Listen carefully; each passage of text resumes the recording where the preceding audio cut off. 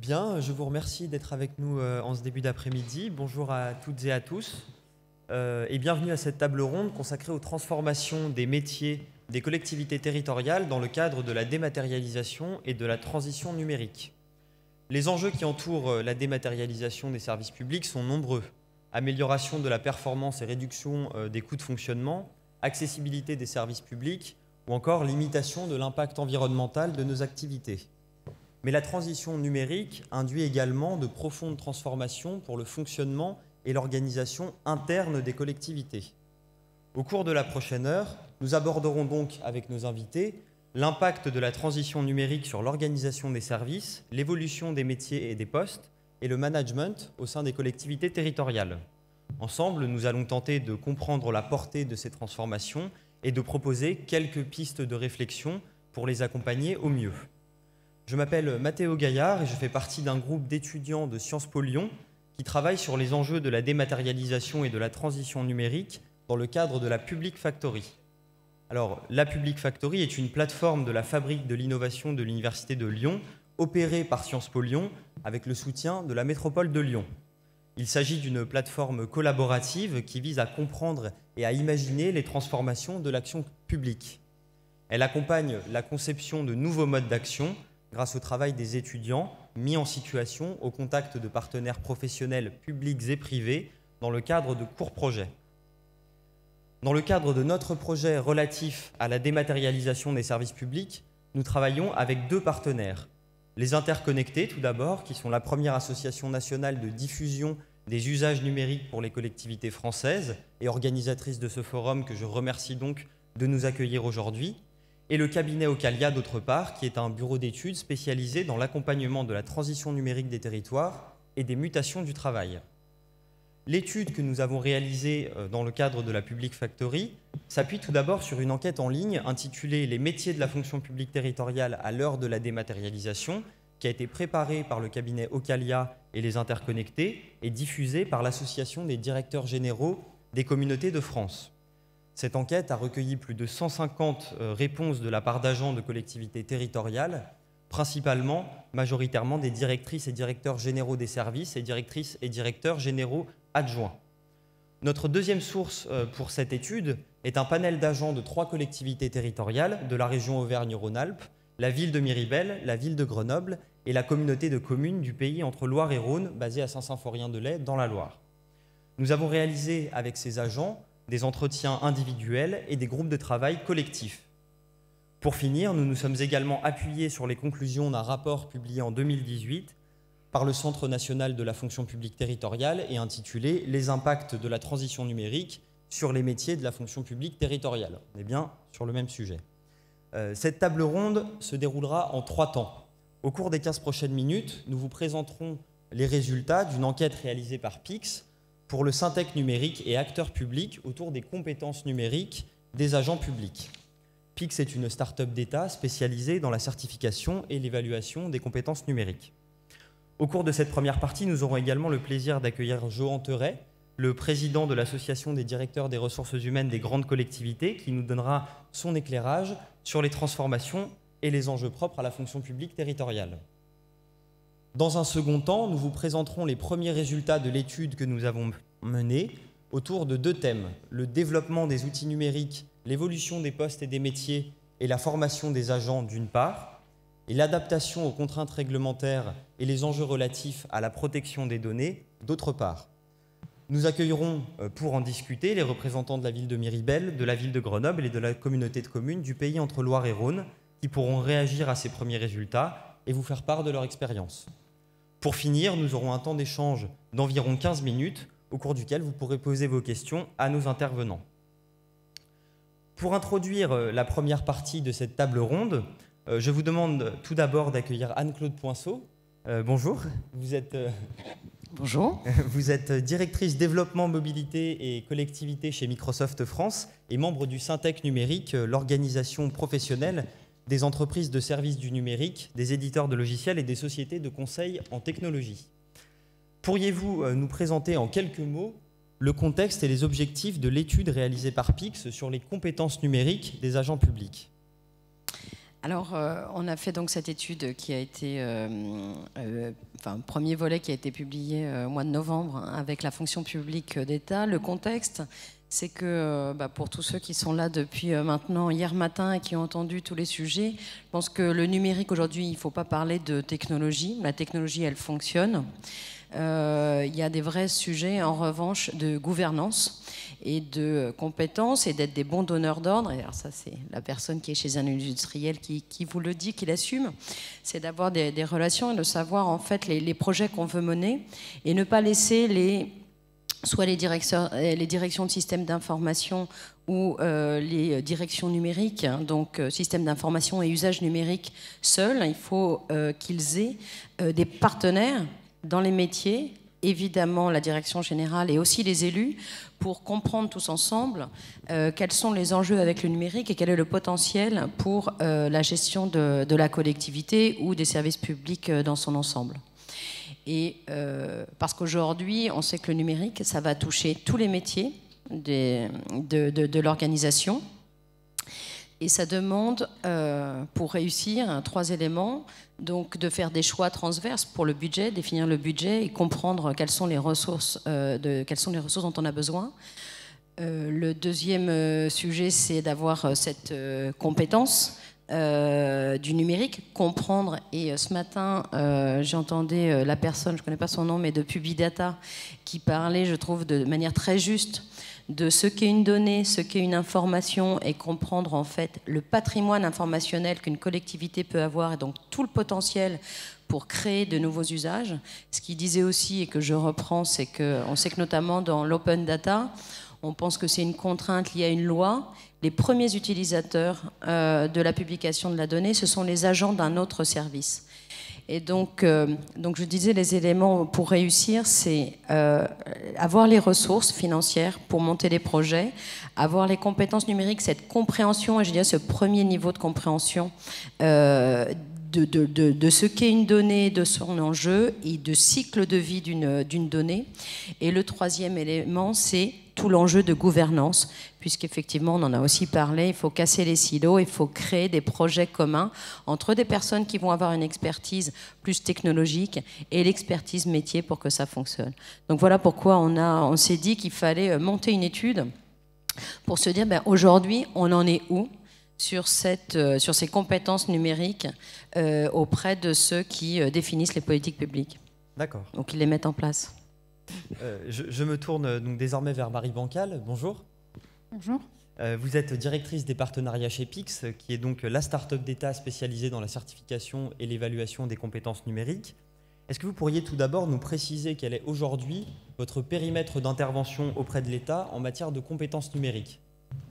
Oui, alors PIX est donc une plateforme publique qui s'est fixée pour mission d'accompagner chacun dans le développement de ses compétences numériques tout au long de la vie, ce qui vous donne un peu une idée du périmètre. On a vocation à s'adresser à tous les citoyens français, alors avec beaucoup de modestie. Quel challenge? En gros, on touche l'enseignement scolaire, l'enseignement supérieur, le monde professionnel, que ce soit les administrations publiques ou les entreprises, et puis tout le monde de la médiation numérique, avec une idée commune, c'est de pouvoir rendre 3 services: l'évaluation du niveau de compétences numériques d'un individu ou d'une population, l'accompagnement de la montée en compétences de ces publics et la valorisation des compétences acquises, l'élément le plus fort de la valorisation étant l'obtention d'une certification, mais parfois il y a des éléments intermédiaires comme la délivrance de badges qui permettent aussi de valoriser les compétences acquises. D'accord. Et si on revient donc plus précisément sur l'étude que vous avez réalisée, quels sont les principaux résultats de cette enquête réalisée pour le Syntec numérique et acteurs publics? Alors, si la zapette marche... donc avant de vous dire les résultats, je vais passer par la petite étape un peu classique de qui a répondu, comme vous l'avez fait à l'instant. Donc l'enquête, elle s'est déroulée du 7 octobre au 7 février. Et en fait, il y a près de 1600 personnes qui ont rejoint le parcours. Donc l'invitation, elle a été envoyée par mail à une base contact de gens qui étaient fonction publique d'État, fonction publique territoriale et puis fonction publique hospitalière. Dans les 1600 personnes qui ont commencé le parcours, il y en a 650 qui sont allés au bout et qui ont partagé les résultats. La petite particularité, c'est que c'était quand même un petit engagement de faire tout le test, parce qu'il y avait quand même pas mal d'épreuves à passer. Donc c'est plutôt bien qu'on ait eu autant de résultats. La composition est assez déséquilibrée et on en est un peu désolé parce qu'on aurait bien aimé, avec Anne-Claude, qu'il y ait plus de représentation de la fonction publique territoriale. Dans cet échantillon, on ne dit pas notre dernier mot. L'enquête, elle n'est pas terminée. C'est un état à date des résultats qu'on vous présente. Et on pourrait très bien... l'enquête est toujours ouverte et on pourrait la relancer pour avoir un échantillon plus représentatif du côté de la fonction publique territoriale. Alors, peut-être avant de vous montrer les résultats, je vais quand même vous dire sur quoi on les a interrogés. En fait, le référentiel de PICS, il parcourt de façon assez large le sujet des compétences numériques. On parle des compétences numériques transversales que tout un chacun devrait maîtriser pour être à l'aise aussi bien dans l'exercice de sa citoyenneté qu'en situation professionnelle. Dans ce référentiel, il y a 5 domaines, 16 compétences, 160 sujets. S'il fallait faire tout le référentiel, il faudrait avoir beaucoup de temps devant soi. Dans le cadre de cette étude, on a choisi 11 sujets dont on estimait que la maîtrise pouvait être attendue de la part d'agents publics en situation de travail. Donc en fait, on a construit un espèce d'indicateur de proximité par rapport au sujet du numérique sur ces 11 sujets. Pour vous donner une idée, quand on se déploie dans une administration ou dans une entreprise, on fait des parcours généralement beaucoup plus étoffés qui permettent d'en savoir plus, d'être plus accompagnants. Mais là, volontairement, c'était court, resserré pour avoir une idée rapide. Alors, sur ces 11 sujets, ce qui ressort, c'est que plus de 60% des répondants ont en fait besoin d'être accompagnés pour être à l'aise avec leur environnement numérique professionnel. Pourquoi 60% Parce que 60% des gens qui ont répondu et qui ont fait l'intégralité du parcours ont obtenu un niveau qui est inférieur au niveau 4 dans le référentiel de PICS, le niveau 4 étant celui de l'autonomie. Alors, je ne dis pas que pour être un agent public à l'aise dans l'exercice de ses fonctions, il faut avoir le niveau 4 sur toutes les compétences numériques de PICS. Ce n'est pas ça le sujet. Mais sur les 11 sujets qu'on a choisis avec Acteurs Publics et le Syntec et avec des acteurs des collectivités locales, on peut estimer que là, sur ces 11 sujets, on peut atteindre un niveau 4. Donc tous ceux qui sont en dessous, on peut se dire qu'ils sont en difficulté avec leur environnement numérique professionnel. Ceux qui sont au-dessus sont relativement autonomes. Dans cette frange d'autonomie, il y en a 5% qui sont vraiment très bons, très à l'aise. Alors, un peu plus en détail, vous avez ici les 11 sujets sur lesquels on les a interrogés. Alors, quand je dis on les a interrogés, je remets quand même le contexte. C'est pas du QCM, c'est pas du quelle est votre pratique. On demande dans PICS de faire des choses concrètement dans un environnement réel, de réaliser des opérations et de rapporter la preuve sur la plateforme qu'on a été capable de réaliser l'opération qu'on demandait d'effectuer. Donc quand quelqu'un répond bien à la question, on est sûr qu'il maîtrise la compétence. S'il répond faux, sauf inattention, a priori, c'est qu'il ne maîtrise pas la compétence qu'on cherche à évaluer. En l'occurrence, ce qui ressort sur ces 11 sujets, c'est qu'il y en a 3 qui sont vraiment très très très mal maîtrisés, dont un qui est un petit peu gênant quand on est en environnement public, qui est France Connect, mais pas forcément étonnant. Je pense que pour un certain nombre d'entre vous, ça ne sera pas forcément une surprise de voir ce résultat. Données à caractère personnel, c'est pas folichon non plus. Il y a quand même un petit effort à faire, sachant que la question portait sur la définition et la caractérisation de ce qu'est une donnée personnelle. Vocabulaire et fonctionnement des réseaux sociaux, vous imaginez bien, on est aussi plutôt du côté du pas très bien maîtrisé. Côté vert, en bas du tableau, dans les compétences les mieux maîtrisées, on retrouve finalement ce qui relève plus de la pratique classique maintenant du numérique, c'est-à-dire le bureautique, la messagerie, des choses qui sont maintenant quand même mieux rentrées dans les mœurs. Dès qu'on est sur des choses qui ne sont pas bureautiques mais numériques, on est plus en difficulté. Le mot de passe, la sécurité, les données à caractère personnel, là-dessus, il y a plus de difficultés. Pardon, je ne suis pas allée dans le bon sens. Ce qu'on observe aussi, et c'est intéressant, ça ne va pas forcément vous surprendre, mais toutes les études ne vont pas dans ce sens, c'est que sur les sujets sur lesquels on les a interrogés, l'effet âge est celui qui a le plus d'impact dans la lecture des résultats. L'effet géographique n'a absolument aucun effet. Petite structure, grosse structure, pas d'effet non plus. Par contre, l'âge, l'effet que vous voyez est assez important. On a schématiquement plus de 75% des plus de 55 ans qui sont en difficulté, contre 40% des moins de 35 ans. Et là encore, j'insiste, c'est pas que sur des sujets sur lesquels on peut attendre les digital natives comme les réseaux sociaux, c'est vraiment sur les 11 sujets qui faisaient partie de l'étude. Autre sujet, alors, pardon, je vais apporter une petite précision, c'est que sur cette différence en fonction de l'âge, elle n'est pas homogène selon les sujets. C'est-à-dire qu'il y a des sujets sur lesquels l'écart en faveur des jeunes est beaucoup plus marqué. C'est notamment les sujets liés à l'identité numérique. Qu'est-ce que l'identité numérique? Quelles sont ses composantes? Les sujets liés au vocabulaire et au fonctionnement des réseaux sociaux, et le sujet de France Connect, qui est beaucoup mieux maîtrisé par les jeunes que par les plus âgés. Il y a un sujet sur lequel l'écart est beaucoup moins important, c'est-à-dire, excusez-moi pour la catégorie, mais jeunes ou vieux, tous dans le même panier, c'est les données personnelles. Alors là, il n'y a aucun impact de l'âge, c'est un vrai sujet non maîtrisé par tout le monde. Sur le petit focus qu'on peut faire sur la fonction publique territoriale, je serais assez prudente à ce stade, même si c'est plutôt encourageant en termes de résultats par rapport à la fonction publique d'État, parce que le panel est très petit et surtout, il n'est absolument pas représentatif de la fonction publique territoriale, il est bourré de biais. Il y a une surreprésentation des catégories A. En termes d'âge, on n'est aussi pas forcément représentatif de ce qu'est la fonction publique territoriale aujourd'hui. Ceci étant, sur les 120-130 personnes qui ont répondu à l'enquête, eh bien, ce qu'on s'aperçoit, c'est qu'ils sont quand même de façon assez significative plus à l'aise avec le numérique que la part de l'échantillon qui relevait de la fonction publique d'État, puisqu'il n'y en a que, entre guillemets, parce que ça fait quand même 55%, qui sont en difficulté avec leur environnement numérique professionnel, contre 64% pour la fonction publique d'État. D'accord, je vous remercie pour ces résultats et j'aimerais faire réagir Madame Poinceau sur ces premiers résultats. Quels enseignements est-ce que vous en tirez? Alors, nous, on trouve ça très intéressant. On voulait vraiment lancer le débat. Donc, on est ravis de le faire avec vous aujourd'hui, au-delà des résultats. Comme l'a dit Marie, on a parfaitement assumé les biais de notre enquête, hein, puisque c'est sur le volontariat qui a eu envie de répondre. Donc, dans les biais que Marie a déjà mentionnés, je pense qu'il y a peut-être ceux qui ont encore plus d'appétence numérique qui ont répondu plutôt que ceux qui sont vraiment éloignés. Mais le biais, on l'assume parce que, comme elle vous a dit aussi, ça n'est pas du déclaratif, mais c'est bien une évaluation. Et sachez que vous pouvez tous faire le test, hein, Pix, vous pouvez vous créer un compte et faire les 5 domaines voilà, pour vous évaluer vous-même et de faire la totalité. C'est long, il faut le savoir, il faut le faire en plusieurs fois. Mais donc, ce qui est très intéressant pour nous, c'est quand on dit qu'aujourd'hui, il faut passer aux compétences numériques, eh ben, cette enquête, et même si l'échantillon est biaisé, le prouve.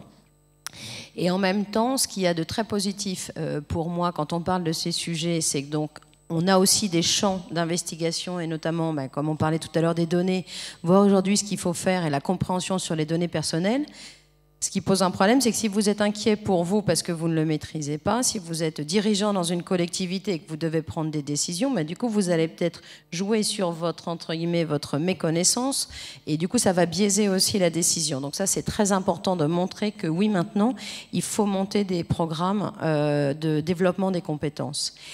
Et là, le numérique permet aussi de faciliter cette montée en compétences. Parce qu'aujourd'hui, avec le numérique, on peut se mettre beaucoup plus facilement dans un état d'esprit d'apprenant tout au long de la vie. On dit pour les jeunes que la plupart d'entre eux, on ne sait pas, le travail qu'ils feront dans 20 ans n'existe pas encore. Il va falloir toujours se former. Et ça, je pense que c'est avec les RH qu'il va falloir en discuter. C'est que le numérique permet aujourd'hui de faire des programmes hyper légers où évidemment on peut les suivre en direct, on peut les suivre à distance, on peut faire les choses de manière asynchrone, à son rythme, on peut faire des parcours personnalisés. Ce qui est aussi formidable dans l'enquête de Pix, c'est que vous n'êtes jamais stigmatisé. On ne vous dit pas zéro pointé, comme on peut l'avoir à l'école. On est sur un système et sur un algorithme où on vous présente des questions qui vous mettent en confiance. Et on peut vous dire, vous ne savez pas faire, mais on va vous apprendre au fur et à mesure pour que vous ayez l'envie d'aller plus loin. Donc c'est une énergie positive. Donc pour moi, c'est lancer le débat, se rendre compte que oui, il y en a besoin et que le numérique permet aussi des parcours très personnalisé, facile à mettre en place. Et le dernier élément aussi pour moi qui est moteur, c'est les ressources humaines, mais les équipes, parce que dans toutes les équipes, vous avez des gens qui ont un peu plus d'appétence au numérique, qui ont du plaisir à transmettre leur savoir à d'autres et qu'on peut créer des communautés d'apprenants qui vont pouvoir donner en démontrant par un usage concret, ils vont être ravis de le présenter aux autres. Moi, je le dis typiquement chez nous, au sein de Microsoft, les personnes, on parlait des usages collaboratifs, c'est formidable. Toute la communauté d'assistantes, elles ont rempli 2 amphis en ne parlant que usage et jamais technologie, mais bien je dois organiser une réunion avec plusieurs élus ou avec plusieurs directions de plusieurs collectivités. C'est extrêmement compliqué. Comment, voilà, je suis vraiment dans ma problématique au quotidien, comment j'y réponds. Et ça, je pense qu'il y en a à tous les niveaux de l'organisation et sur tous les sujets, il y a des personnes qui auront envie d'apprendre et envie de transmettre leur savoir. Donc, lançons-nous sur ces sujets. Belle dynamique. J'accueille désormais Jo Anteret. Bonjour, vous êtes donc le président de l'association des directeurs des ressources humaines des grandes collectivités et vous-même chargé du pôle ressources à Rennes Métropole. Est-ce qu'on retrouve les mêmes enjeux et les mêmes transformations que celles mises en valeur par l'enquête de PIX dans la fonction publique territoriale, ou est-ce qu'il y a des enjeux propres aux collectivités territoriales à votre sens, en matière de transition numérique, bien sûr? Je crains que ce soit les mêmes enjeux dans la fonction publique territoriale et je vous remercie vraiment pour cette étude, même si il y a toute la prudence à prendre sur ce que vous avez dit, la représentativité, mais je pense que la question n'est pas là. Ça soulève énormément de questions, notamment sur le portage et l'accompagnement de la transformation digitale des collectivités. Il faut dire ce qui est. Aujourd'hui, les DRH ne sont pas toujours emparés de cette thématique. Et soit personne s'en est soucié, ou sinon on a trop laissé peut-être les DSI mener la transformation digitale, mais en technicisant le dossier. Et donc de ce fait, les DRH ont insuffisamment accompagné les agents sur le renforcement des compétences digitales et numériques. Après, je pense que c'est important de dire qu'il y a un effort à faire, et vous parliez tout à l'heure d'un effort financier. Le rapport Pisani-Ferry sur le grand emprunt disait qu'il fallait consacrer 10% des dépenses de formation en faveur des dépenses de formation en faveur des compétences numériques. Et je pense que malheureusement, on en est très loin. Alors, je pense que c'est vraiment, et c'est tout l'intérêt de l'étude PIX, je pense que c'est de soulever un peu, de jeter un pavé dans la mare. Je pense qu'il y a une prise de conscience à avoir. Il y a quelques années, on est toujours confronté dans les collectivités à des problèmes d'absentéisme, mais on a su mettre en place des formations ambitieuses en matière de sécurité, en matière de prévention. Et je pense qu'en matière de digital et numérique, c'est la même chose. En fait, il faut qu'on arrive à donner dans nos plans de formation des axes très ambitieux sur cette question-là, sur cette thématique. Ça doit devenir impérativement un axe stratégique, ce qui n'est pas toujours le cas. Alors, il y a toujours, dans certaines collectivités, dans les grandes collectivités, souvent dans les plans de formation, il y a des formations bureautiques, mais aujourd'hui on voit bien que ça dépasse largement la question de la maîtrise de l'outil bureautique, le digital. Et donc ça veut dire qu'il faut vraiment accompagner. Je rejoins tout à fait Anne-Claude, c'est qu'en plus, l'avantage du digital, c'est qu'aujourd'hui on a des formations qui sont asynchrones, qui sont très éducatives, qui sont très pédagogiques pour justement monter en compétence les personnes, les rassurer, pour pas aussi les faire fuir et les inquiéter. Donc il y a des MOOC, des capsules, il y a énormément de l'e-learning évidemment. Donc tout ça, ça doit... on a les moyens, alors après, il y a la question, la capacité financière, mais je pense que ce n'est pas qu'une question de capacité financière, parce que ça serait tellement facile de dire que c'est une question de volonté, et j'insiste là-dessus, c'est quelle légitimité on donne aujourd'hui aux DRH pour accompagner la transformation digitale de nos collectivités. Et puis enfin, il y a un dernier sujet que je voudrais apporter, c'est que je pense que si on veut prendre ce dossier à bras-le-corps, il faut faire un travail de cartographie de l'existant. Parce que, et c'est l'idée de l'étude PIC, c'est vraiment de faire un constat, mais je pense qu'il faut cartographier par métier ce qui est à ce qui doit être. C'est-à-dire qu'à un moment, il faut mesurer l'écart. C'est-à-dire qu'on est capable de dire, peut-être pas dans 10 ans comment vont évoluer tous les métiers, mais quand même, on voit bien qu'il y a des tendances qui se dessinent. Et donc, selon les évolutions de son métier, ça va dire qu'il faudra renforcer tel ou tel axe en termes de compétences digitales numériques. Et donc, à un moment, il faut mesurer où sont les agents, et ça veut dire qu'il faudra passer par, évidemment, des formations collectives, mais sans doute aussi mettre l'accent sur les formations individuelles pour monter en compétences, parce que de toute façon, on sait qu'on n'a pas le choix. Si on veut garantir une bonne qualité de nos services publics, il faut impérativement accompagner nos agents sur la maîtrise de ces compétences, qui ne sont pas des compétences de demain, hein, qui sont des compétences, j'ai envie de dire, d'aujourd'hui, mais c'est pas nouveau, quoi.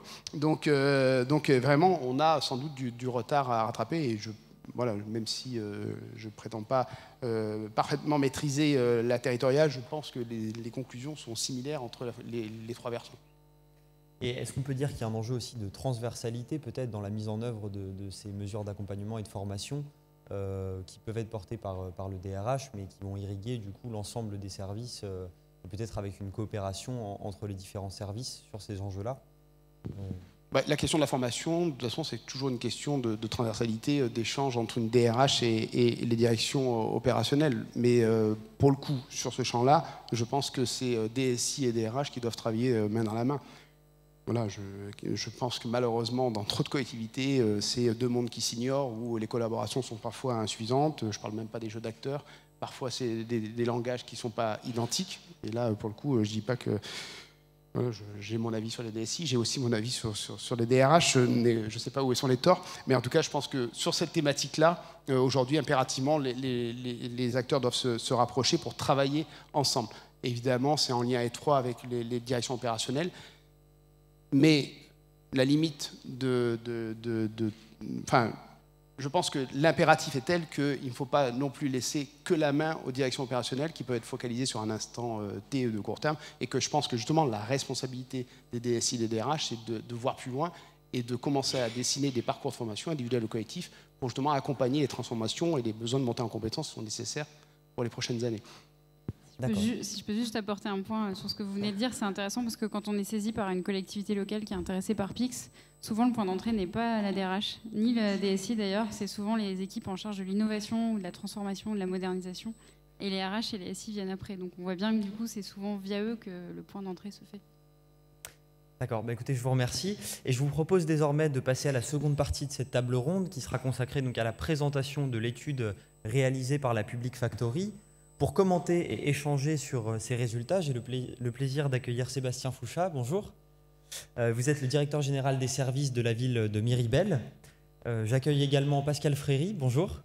Vous êtes directrice générale adjointe en charge des ressources humaines et du numérique à la ville de Grenoble. Et j'accueille enfin Hélène Gindre. Bonjour et bienvenue. Vous êtes la directrice générale adjointe de la communauté de communes du pays entre Loire et Rhône. Je passe désormais la parole à Pauline Marteau du cabinet Ocalia, puis à Arthur Vergne de la Public Factory pour la présentation des premiers résultats de notre étude. Merci beaucoup. Dans le cadre des travaux de la Public Factory, une enquête a également été menée. Je vous en restitue ici une toute petite partie. Donc, comme ça a été dit en introduction, ça a été diffusé via la DGCF. Donc c'est principalement des directeurs qui ont pu répondre à cette question-là. Donc pas forcément RH ou SI d'ailleurs, c'est beaucoup plus divers. On a croisé sur le graphique que vous avez sous les yeux 2 données. Une première question qui avait trait au degré de dématérialisation estimé par les répondants de leur collectivité. Donc, selon vous, votre collectivité a mis en place des projets numériques qui permettent de remplir les obligations légales, en dessous des obligations légales ou au-delà, ou alors n'a rien mis en œuvre. Et donc, sur le graphique, vous avez deux courbes, une qui est extérieure pour ceux qui estiment que leur collectivité a été au-delà. Ce qu'on a pu vérifier, on a croisé avec d'autres déclarations sur ce qu'ils ont pu mettre en place réellement par rapport à ceux qui disent être moins avancés. Donc, il n'y a pas eu de tricherie. Au centre, vous avez la courbe qui correspond à l'ensemble des répondants. Alors ces courbes, elles sont la réponse à la question, selon vous, la démat a un impact sur... Et derrière, il y avait une échelle de -5 à un impact très négatif, à +5 à un impact très positif. Ce qu'on constate très visuellement, c'est que ceux qui ont été plus loin dans la mise en œuvre de la dématérialisation sont aussi ceux qui constatent, ou en tout cas qui estiment, que le numérique, il y a plus d'intérêt, il y a plus de gains. À noter tout de même que par rapport au discours ambiant sur le numérique, ça permet de faire des économies. Ça, c'est un constat globalement partagé, c'est pas le cas. En tout cas, c'est pas le ressenti sur le terrain à ce stade. Ce qui est assez intéressant aussi, c'est de constater que les outils qui ont été mis en place, finalement, ils sont plutôt en interne que pour le public. Donc on a beaucoup plus de collectivités, alors ça tient peut-être au fait que c'était des communautés et non pas des communes qui ont été interrogées, mais on a beaucoup plus d'outils qui sont tournés finalement vers l'interne, c'est-à-dire la chaîne de comptabilité, le e-paraffeur, ce genre d'outils, que des services au public finalement. Eh bien, merci Pauline pour ces premiers éléments de restitution. Alors certes, la plupart des outils mis en place ne concernent pas le grand public. Néanmoins, la question de l'adaptabilité de ces outils numériques par les usagers est primordiale pour les collectivités. Regardons ensemble le tableau suivant, puisqu'on constate que 43,9% des interrogés déclarent que la difficulté des usagers à utiliser des outils et des services numériques constitue l'un des freins principaux à la mise en place de la dématérialisation. Alors, si on fait un focus un petit peu sur les 3 collectivités que nous avons interrogées, on constate que de nombreux outils au service à la population ont été mis en place. Dans le cadre de la COPLER, on peut signaler la mise en place de ces outils pour les circuits de randonnée, la billetterie en ligne, les inscriptions ou un annuaire des services. Des sondages aussi, tout ça dans une logique de mutualisation entre les communes. Et d'ailleurs, vous avez été précurseur, il me semble, à la COPLER, parce que vous avez mis dès 2012 un extranet, justement dans cette logique de mutualisation entre les communes. Alors, dans la ville de Miribel, on pourra citer aussi la mise en place d'un agenda numérique, du paiement en ligne et des inscriptions qui devraient être le prochain chantier. Dans le cadre de la ville de Grenoble, c'est plus de 74 téléservices qui ont été mis en place, comme les crèches ou les cantines. Alors, si on s'intéresse maintenant au processus de mise en place de ces outils numériques, on constate que notre enquête, à l'heure de la dématérialisation, montre que les collectivités qui ont été le plus loin dans le processus sont également celles où l'encadrement et le pilotage est le plus organisé. Dans ce cadre, notre enquête dévoile qu'à peine un peu plus d'un tiers des répondants affirment avoir mis en place un plan de formation adapté, comme vous pouvez le constater sur le tableau suivant. En effet, dans la plupart des collectivités, on a constaté que le pilotage était rarement politique. Et en fait, chaque service faisait plus ou moins le nécessaire de son côté et en fait de leur propre initiative. Alors, on pourrait s'arrêter là au niveau de la formation, mais il semble pertinent quand même de s'intéresser aux collectivités dites plus avancées, celles qui vont dépasser en fait les simples obligations légales. Dans ce cadre, on constate que près de 10% des collectivités qui ont répondu à l'enquête déclarent qu'il n'y a pas d'organisation mise en place, ce qui n'est finalement pas le cas pour aucune des collectivités qui dit avoir dépassé un petit peu les obligations légales. Alors, pour une autre analyse, on constate qu'un plan de formation a été mis en place dans un peu plus de la moitié des collectivités dites avancées. Cela concerne surtout les agents d'accueil et les services métiers. Alors, je me retourne vers vous, Monsieur Fouchat et Madame Gindre, puisque dans vos 2 collectivités, nous avons constaté au sein de l'enquête qu'il y a une recherche de sens à donner au numérique, face parfois à un manque de lisibilité de l'action publique. Et dans ce cadre-là, vous avez déclaré, vous, Monsieur Fouchat, le numérique n'est pas toujours la bonne réponse, mais par contre, c'est toujours la bonne question. Vous, Madame Gindre, vous avez déclaré, et vous avez tourné la question en ces termes, quel service va-t-on pouvoir apporter aux communes pour leur faciliter la vie? Donc, dans vos 2 collectivités, vous considérez non pas le numérique comme une fin en soi, mais comme un réel outil d'aide à l'action publique. Alors, je vous pose cette question à tous les 2, et peut-être, Madame Gindre, vous pouvez commencer à répondre. Vous avez mis en place tous les 2 des outils, principalement par un pilotage par la direction générale, par le biais de formation ou par le biais d'échanges entre les agents. Pouvez-vous, s'il vous plaît, nous expliquer les raisons de ces choix ? Oui, alors, donc déjà, je précise que notre intercommunalité est toute petite, 15 000 habitants.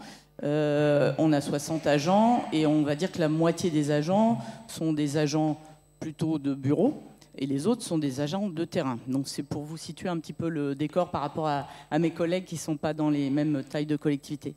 Et c'est vrai que nous, l'approche, on l'a eu, ça a démarré très fortement en 2011, comme vous l'avez dit, par la création d'un extranet avec les communes, parce que nous regroupons des communes rurales qui sont elles aussi sensibles à la question de la dématérialisation, mais qui n'ont pas les moyens, ni financiers, ni en termes de formation, de pouvoir s'équiper d'outils. Donc, en fait, nous, en 2011, on a décidé que c'était l'intercommunalité qui allait investir dans le serveur, investir dans le logiciel, et mettre en place un extranet et tout l'accompagnement qui va avec, et en particulier une maintenance premier niveau par le recrutement d'un agent qui consacrait à l'époque un quart de son temps à la réponse, on va dire au lien entre le technique et la pratique des agents. Donc en fait, elle faisait l'interface entre les secrétaires de mairie et les fournisseurs de logiciels pour éviter que ça coûte trop cher déjà, et d'une, parce que s'il fallait que chacune appelle le fournisseur de logiciels à chaque fois qu'il y avait un problème, c'était compliqué, et surtout pour être plus réactif. Donc ça a démarré comme ça, et après c'est vrai que du coup, bon, ça a été dit, hein, le numérique c'est un outil au service et du projet de territoire de la collectivité. Et après, l'étape ensuite, enfin, pour nous, parce qu'on est moins en contact avec les particuliers, c'est la question des usagers, des agents, comment on va jusqu'à leur niveau. Mais nous, la question elle a été plus posée déjà sur les pratiques des agents. Et donc, pour répondre aussi à la question de la formation, malheureusement, on va dire, à l'époque, il n'y avait pas beaucoup de formations proposées dans le catalogue du CNFPT.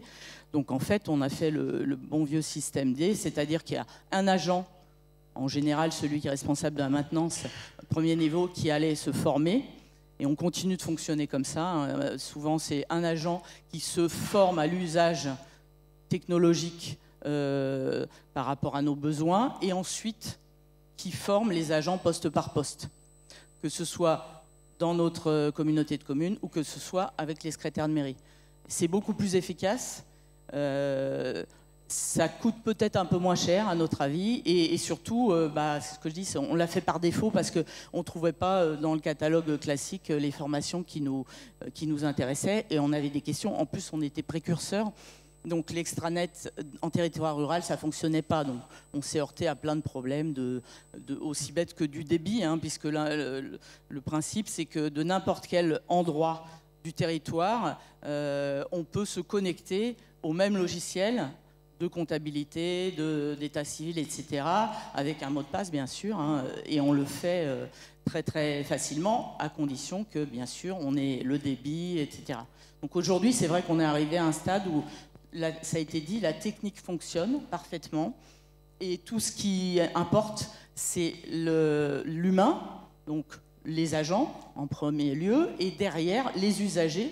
Ça va être l'étape suivante, pour réduire la fracture numérique, pour que les usagers puissent aussi se saisir de ces outils, notamment par la mise en place d'espaces publics numériques, où chez nous, on a un projet de maison France Service, dont on a beaucoup parlé dans les territoires ruraux, parce que maintenant, c'est vrai que les usagers, c'est quand même le cœur de métier des collectivités territoriales.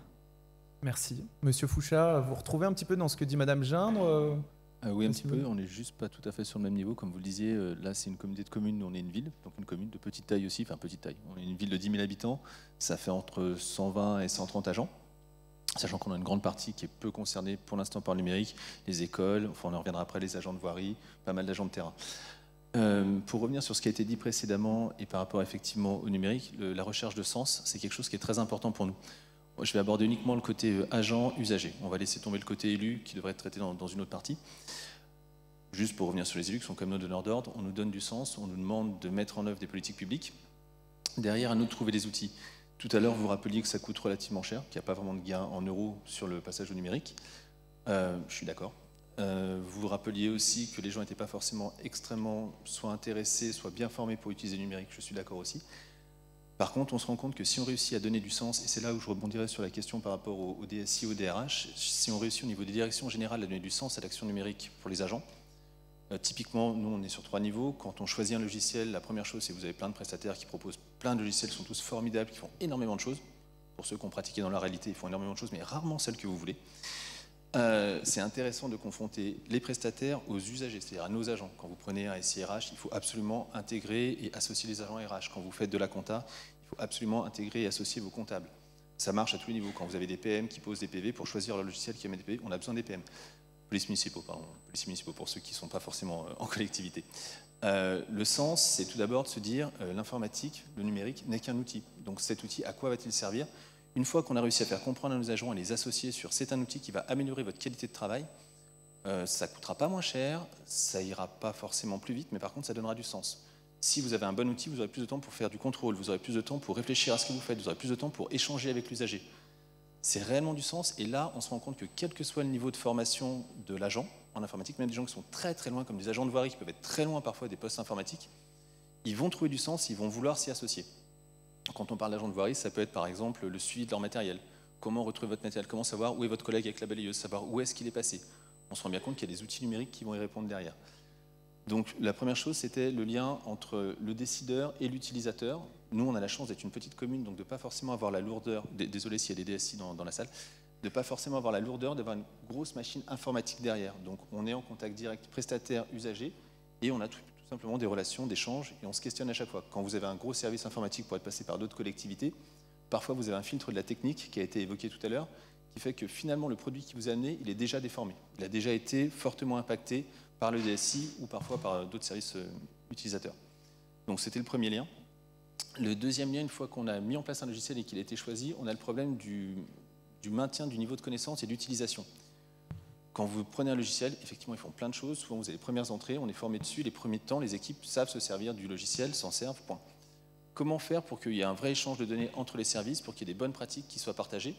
De notre côté, on est parti sur l'idée qu'il serait intéressant qu'on ait des formations, mais que les formations soient pilotées en interne par nos chefs de service. C'est-à-dire que les chefs de, un peu dans l'exemple que vous donniez, nos chefs de service sont formés, ils essayent de former leurs équipes et régulièrement, on a des groupes de travail où ils échangent. Typiquement, quand vous avez le service comptable qui travaille avec le service scolaire, c'est ceux qui vont facturer les repas des cantines. C'est intéressant, eux connaissent très bien les cantines. Les comptables connaissent très bien les échanges avec la trésorerie et comment on fait pour rentrer de l'argent ou en donner.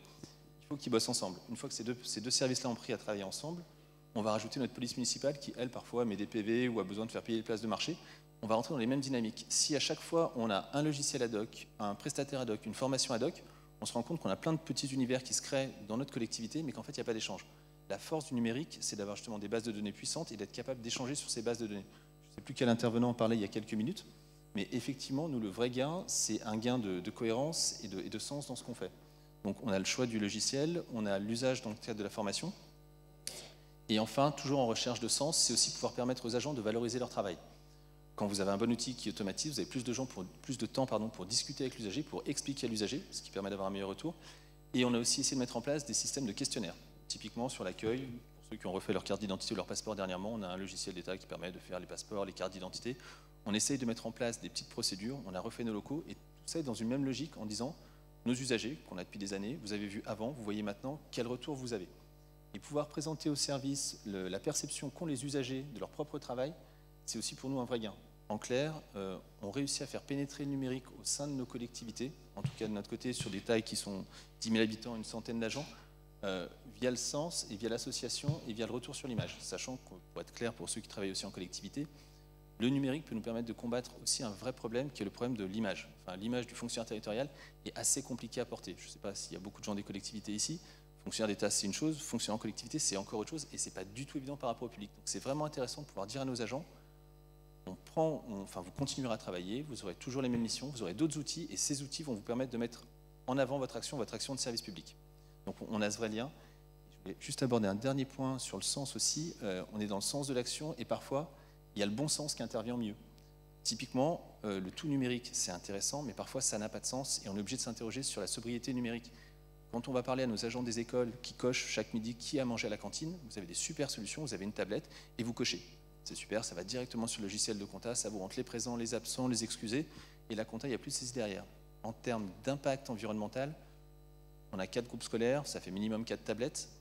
Si vous comparez ça à l'impact environnemental de 4 feuilles par jour multiplié par le nombre de jours de cantine, ça n'a plus de sens. Donc on est obligé aussi de faire ça, et c'est une commande aussi qu'on a de nos élus, et qui est vraiment importante pour nos agents, c'est de dire l'amélioration de vos usages, l'amélioration du service auprès des usagers, mais aussi l'amélioration au sens environnemental. C'est pas parce que c'est numérique que c'est forcément green, quoi. On peut avoir des choses très numériques et qui sont très polluantes. Bon merci pour vos deux interventions. Donc si vous le voulez bien, on va passer à la seconde thématique qui s'intéresse aux adaptations aux contraintes réglementaires et aux enjeux liés à la protection des données. En fait, on a remarqué que s'interroger sur les enjeux de la circulation et de la protection des données numériques, c'est revisiter finalement complètement le paradigme sécuritaire habituel des collectivités. Le passage du papier aux données numérisées interroge sur les nouveaux enjeux réglementaires et pose tout bonnement la question de l'autonomie. On a remarqué que certaines activités de protection sont encore largement sous-traitées et confiées à des prestataires privés ou bien même à d'autres collectivités disposant des compétences adéquates. Dans ce cadre, dans le cadre de notre enquête, on a voulu souligner l'importance qu'attachent les collectivités aux obligations réglementaires en matière de dématérialisation afin notamment de profiter des incitations institutionnelles. Je pense aux appels à projets nationaux ou européens. Alors dans ce cadre, notre enquête à l'heure de la dématérialisation révèle en effet une grande connaissance de la réglementation européenne. Vous pouvez le constater sur le graphique suivant, puisqu'environ 90% des structures sondées sont au courant des obligations en matière de protection des données. En effet, on constate que les collectivités plutôt bien dotées et informées ont pu se mettre rapidement aux normes, principalement et notamment grâce à la nomination d'un directeur à la protection des données. Alors, ça a été un petit peu notre fil directeur lors de notre enquête. On a approfondi cette question des DPO et vous pouvez voir notamment sur ce graphique que plus de 75% des collectivités interrogées dans le cadre de notre enquête ont déjà embauché ou travaillent déjà avec un DPO afin de se conformer aux exigences liées à la réglementation sur la protection des données. Alors, si avec ces données, on peut tirer un constat plutôt satisfaisant sur la manière dont les collectivités sont saisies de cette thématique de la protection des données, il convient de relever tout de même deux fractures majeures. L'une des premières fractures majeures, elle intervient entre les divergences de volonté, entre d'une part les volontés du gouvernement et la capacité effective finalement des petites collectivités à intégrer ces normes dans leur activité et dans leur quotidien. Ça a été évoqué, mais c'est quelque chose qui est revenu assez souvent. Les formations et plans du CNFPT sont considérés parfois comme trop éloignés des réalités de terrain dans ce cadre-là. Alors, ce clivage a par exemple été largement souligné dans les collectivités de taille plus modeste. L'autre fracture, elle intervient entre la direction des services d'information et le reste des acteurs qui, ne se saisissant pas du projet de dématérialisation, par défiance, par méconnaissance ou pour d'autres motivations, refusent de se conformer aux règles et normes demandées. Ainsi, l'enjeu majeur réside dans un meilleur accompagnement des collectivités plus lentes à se mettre en ordre de marche, ce qui passe notamment par l'allocation de moyens plus importants à la protection des données. Il s'agira à la fois d'assurer une meilleure diffusion de la réglementation européenne dans le tissu territorial et de la rendre compatible avec les objectifs de dématérialisation. Alors, Madame Fréry, je me retourne vers vous, puisque la ville de Grenoble a mis en œuvre les recommandations du RGPD, notamment, et on a insisté là-dessus sur la nomination d'un directeur à la protection des données. Pouvez-vous nous expliquer un petit peu comment ce poste a eu un impact sur la manière dont les services numériques sont pensés aujourd'hui au sein de votre collectivité ?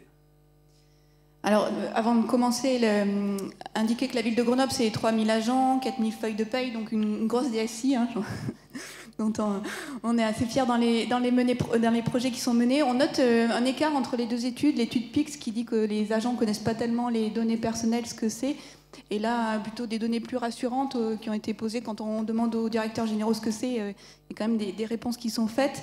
La ville de Grenoble, elle a mis en place un DPO au moment de la sortie du RGPD. Alors sur le papier, si on en suit l'étude PIX, on n'est pas très bon parce que il y avait cette question de données personnelles et on a plutôt une population d'agents qui est assez relativement âgée. On a un agent sur deux qui a plus de 48 ans, c'est une donnée officielle.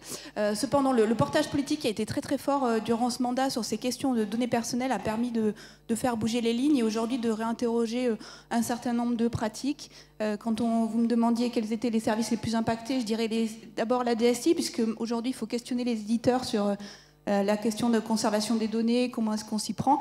Et c'est en train d'impacter aussi les directions opérationnelles dans les relations aux usagers. C'est des questions qui sont très prégnantes.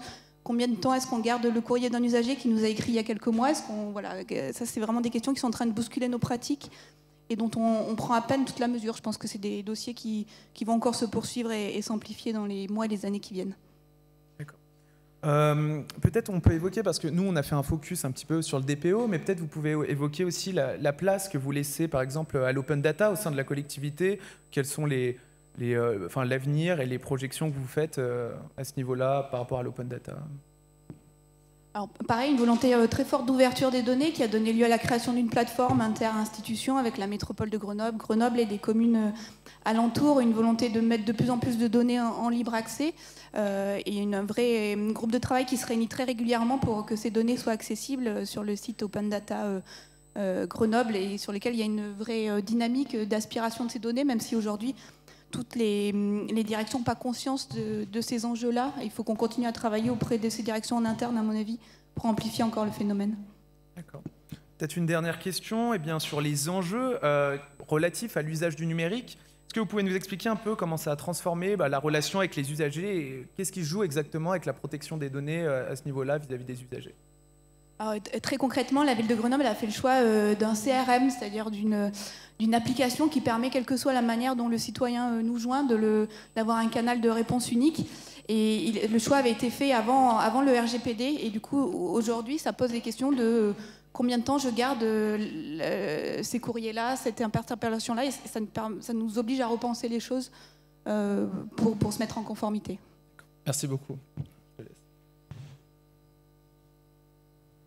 Merci pour votre attention au cours de ces présentations. Nous allons désormais passer à la phase d'échange. Je vous invite donc à poser vos questions à nos intervenants. Je pense qu'un micro circulera dans la salle pour vous permettre de poser donc toutes vos questions, ou également aux membres de la Public Factory ou du cabinet Ocalia pour ce qui concerne les résultats de notre étude.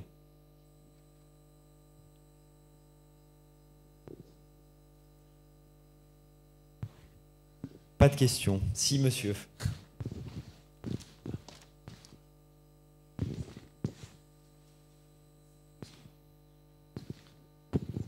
Oui, merci. Frédéric Bergotte, Brest Métropole. J'avais une question par rapport à Pix. Je voulais savoir si il y avait beaucoup d'exemples de collectivités aujourd'hui qui utilisent la solution Pix justement pour l'évaluation, la montée en compétences et la certification des compétences numériques. Alors de plus en plus, les deux exemples les plus avancés que je peux vous citer, c'est la région Bretagne, avec qui on travaille depuis plus d'1 an sur le sujet, qui a une approche assez intéressante, c'était de dire finalement, on va traiter tous les agents, y compris ceux qui ne sont pas aujourd'hui dans un environnement numérisé et pour lequel la numérisation ne se pose pas à court terme, mais dont on sait qu'à un moment donné, ils seront impactés par la numérisation, notamment les agents des lycées et des voies navigables. Donc en fait, progressivement, on touche tous les agents de la région Bretagne. Pour la région Bretagne, pour l'instant, il n'est pas question de certification, mais ça pourrait arriver. On est sur des parcours qui sont proposés pour évaluer et accompagner la montée en compétences. Le deuxième exemple que je peux vous donner, c'est la mairie de Paris. Ce qui est intéressant, c'est qu'on est rentré par un axe donné. C'est le Chief Data Officer qui nous a contactés pour créer des parcours d'évaluation en amont de programmes de formation sur la data, en disant finalement les gens s'inscrivent, mais s'ils n'ont pas un minimum de compétences, ça va être un peu compliqué. Donc pour savoir où ils en sont et comment adapter mes programmes, j'aimerais bien pouvoir les positionner sur des tests. Donc on a construit avec lui des tests spécifiques. D'ailleurs à cette occasion c'est intéressant parce qu'il nous a aidé à enrichir le référentiel de Pix sur les sujets relatifs à la data. Et ça illustre pas mal la façon dont on travaille avec nos partenaires. Et donc on a mis en place avec lui ces parcours, il les a utilisés, ça a très bien marché il y a 1 an, on réédite cette année. Et du coup, par cette entrée data, maintenant on est en train de préparer un programme qui va toucher plus largement les agents de la mairie de Paris. Je pourrais vous donner d'autres exemples. Les collectivités qui nous contactent, c'est souvent avec 2 prismes. Un prisme, nos agents, comment les faire monter en compétences. Et puis, il y a un deuxième axe qui est la médiation numérique et comment outiller les acteurs de la médiation numérique. Y a-t-il d'autres questions ?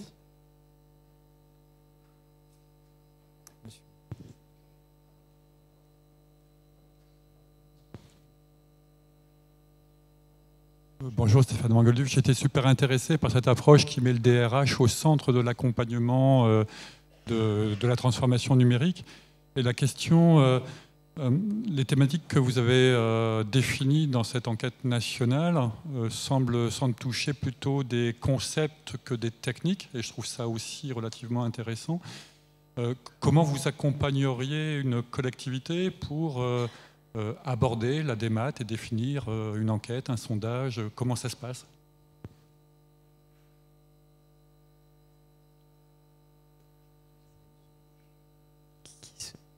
Qui souhaite répondre? Je ne sais pas, je vous laisse choisir. J'avais envie de dire PIX, peut-être, un DRH sûrement. Je ne savais plus trop du coup si vous parliez de la première ou de la deuxième étude qui vous a été présentée. Du coup, j'avoue que j'ai été moins attentive, je ne me suis pas sentie concernée par la question. Donc, comment accompagne-t-on des... Alors en fait, nous, on est saisis par des collectivités à différents stades de maturité sur le sujet du digital. Il y a des collectivités qui disent juste, on ne sait pas du tout où en sont nos agents. On sait qu'on va se mettre à... Alors la démat, c'est un peu réducteur parce que c'est un tout petit bout finalement du sujet numérique, mais à la démat et plus globalement à l'évolution des pratiques numériques, et qui du coup s'adossent sur le référentiel de PIX pour pouvoir élaborer leur propre référentiel d'attente et dire, bah voilà, dans tout ce que vous citez, moi mes attentes vis-à-vis de mes agents, c'est ça, ça, ça, ça, ça. Et du coup, c'est là-dessus que j'ai envie de les accompagner. Et quand on fait ce travail, ce qui est intéressant, c'est qu'on voit ce qui a été dit largement, c'est le décalage total avec l'appareil de formation actuel. C'est-à-dire qu'en général, quand on fixe le niveau attendu sur un certain nombre de compétences et qu'on dit d'accord, mais derrière, est-ce que vous avez des actions de formation à mettre en place? Non, il n'y a pas aujourd'hui. C'est très rare de trouver des acteurs qui ont des choses en place.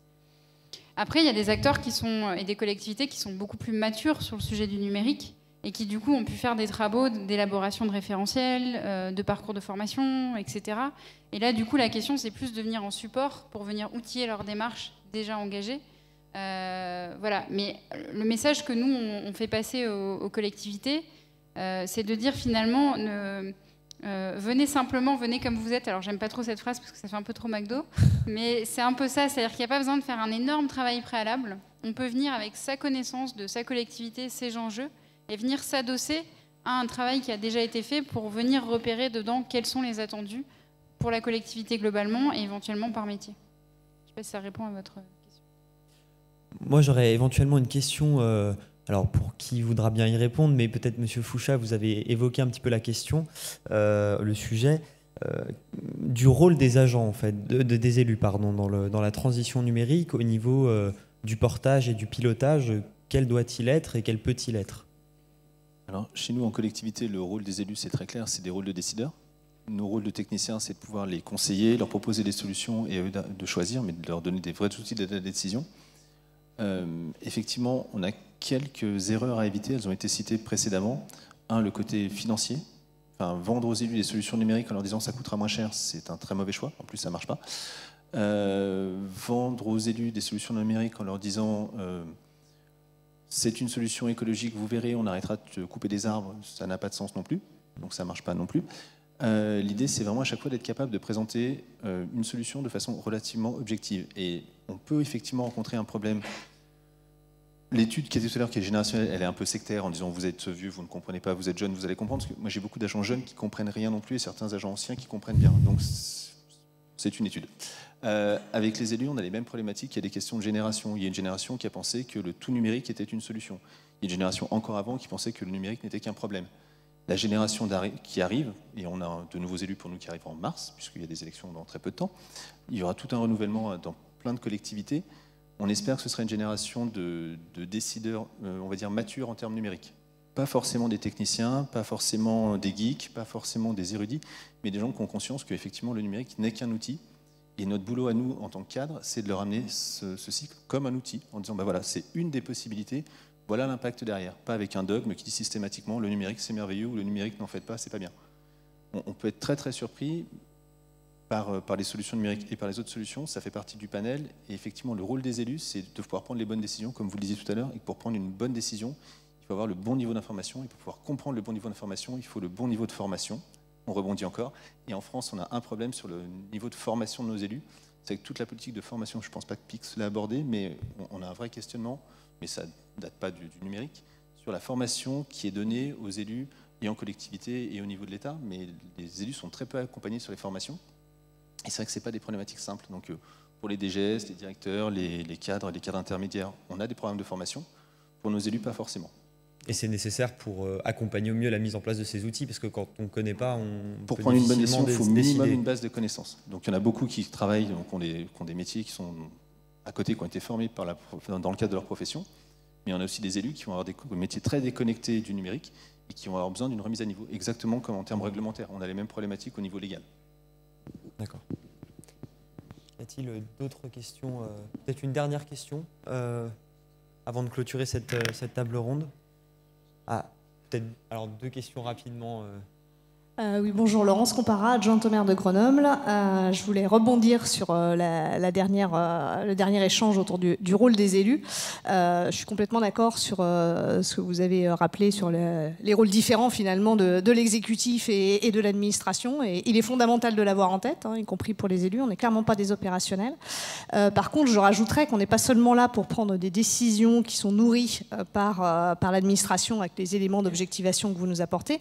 On est aussi là pour impulser des stratégies, des orientations qui ensuite vont devoir se décliner. Enfin, c'est tout ce cercle normalement vertueux si tout se passe bien qui permet effectivement de faire avancer l'institution au service des usagers et de l'intérêt général au final, parce que c'est ça qui nous anime tous.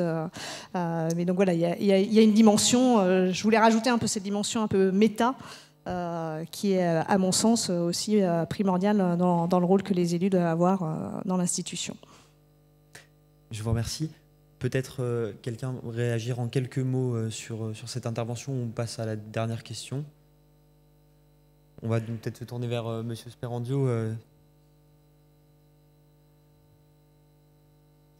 Je n'avais pas de question, c'était juste, je suis Cédric Sperandio, je suis à la préfecture de région Auvergne-Rhône-Alpes et chef de projet du laboratoire d'innovation Archipel. On travaille aussi côté État sur cette question de la transition numérique et comment former les agents. Et je souscris complètement à tout ce qui a été dit depuis le début de cette table ronde. On a fait un parcours PIX, donc avec Marie ici présente. Et donc ce qui est hyper important, et ça rejoint un peu aussi l'aspect élu, c'est qu'il y a un portage managérial extrêmement fort pour assurer cette transition numérique. Et on est aussi sur une formation des agents, mais plutôt par les pairs, par des ambassadeurs numériques. Et du coup, on a réfléchi pendant une année à un jeu sérieux qui dure 1 heure. On l'a testé avec la mairie de Lyon, avec le CNFPT, donc il est totalement interfonction publique. Et il sera en licence ouverte, donc il sera bientôt mis en ligne. Mais je suis venu avec, comme ça je pourrais vous le montrer, je fais ma pub. Donc voilà, c'est un jeu qui s'appelle Empreinte Digitale. C'est un jeu de plateau sur lequel les agents doivent avancer en associant des usages numériques avec des outils numériques. Et les témoignages que l'on a après le test de ce jeu, c'est que les agents découvrent les 15 outils numériques essentiels pour travailler. Et ça permet de démystifier tous ces aspects numériques. Voilà. Écoutez, je vous remercie. Merci à nos intervenants tout d'abord pour leur disponibilité et leur participation. Merci à vous pour votre attention et je vous souhaite une très bonne après-midi.